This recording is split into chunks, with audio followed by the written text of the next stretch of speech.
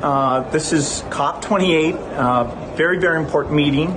The issue of health and climate will be discussed at length.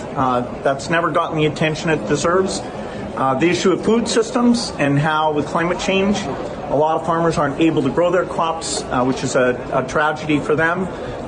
We'll talk about using innovation to absolutely solve that problem.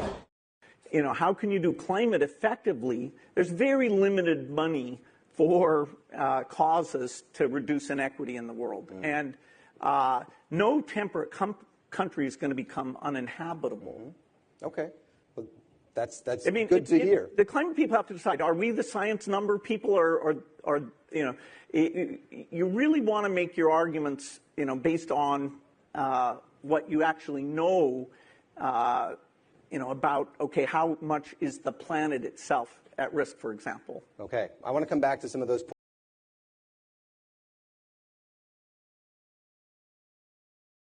Climate is a super important problem. There's enough innovation here to avoid super bad outcomes. We won't achieve our best goal, the 1.5 or even the 2 degrees. And as we go about trying to minimize that, we have to frame it in terms of overall human welfare, not just everything should be solely for climate. When the climate activists who have been very supportive of what you've done and you've been very supportive of what they've done read this, and if Greta Thunberg is reading this and saying to herself, my goodness, he seems like he is reversing himself, what would you tell her? I'd say, wasn't the goal here to improve human lives? And shouldn't we, in our awareness of how little generosity there is to help, measure, you know, should we get them a measles vaccine or should we do some climate related activity?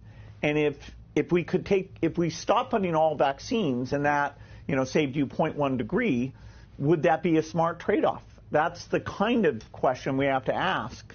So I'm a climate activist, but I'm also a child survival activist. If you think climate is the only problem and it's apocalyptic, or if you think climate's not a problem at all, my memo will make no sense to you. You'll be like, oh no, it should all be climate, or you'll be like, why are you even still talking about this climate thing? Why do you invest billions of your money into these companies?